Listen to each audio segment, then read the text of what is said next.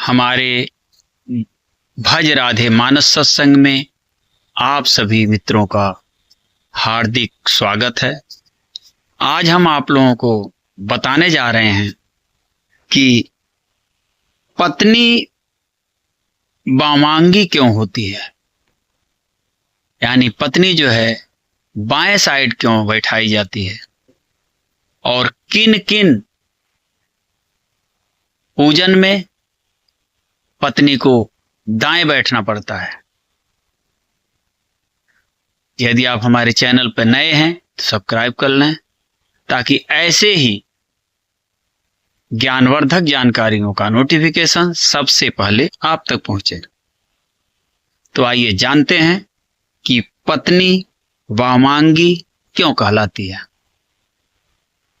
शास्त्रों में पत्नी को वामांगी कहा गया है, जिसका अर्थ होता है बाएं अंग का अधिकारी।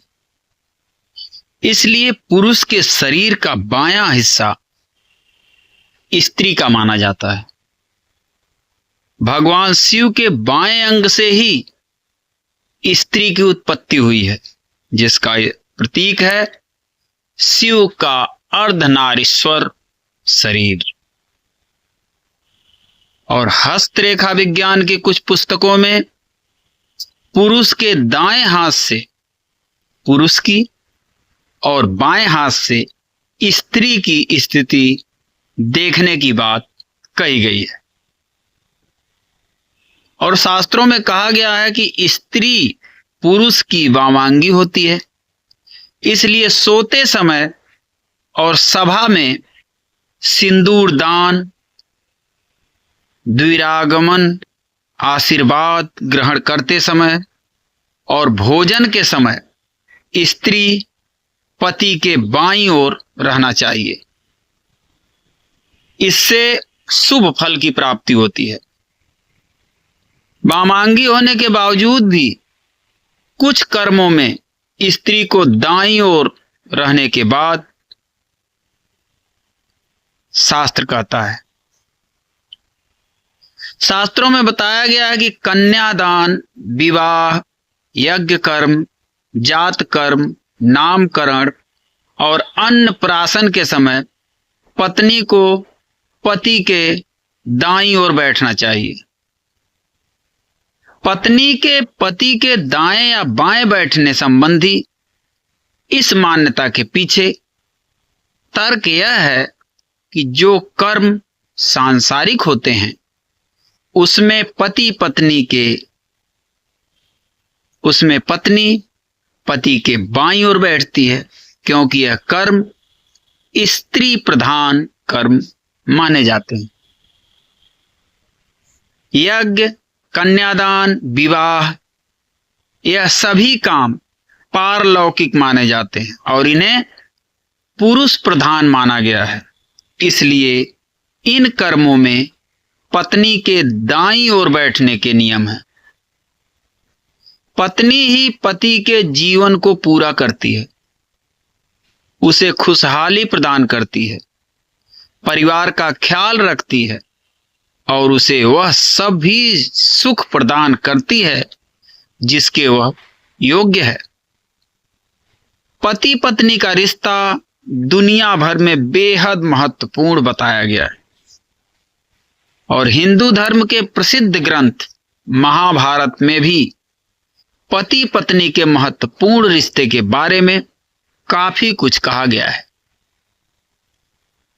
भीष्म पितामह ने कहा था कि पत्नी को सदैव प्रसन्न रखना चाहिए, क्योंकि उसी से वंश की वृद्धि होती है।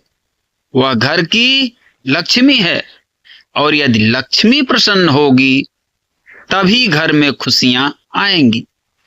इसके अलावा भी अनेक धार्मिक ग्रंथों में पत्नी के गुणों के बारे में विस्तार पूर्वक बताया गया है।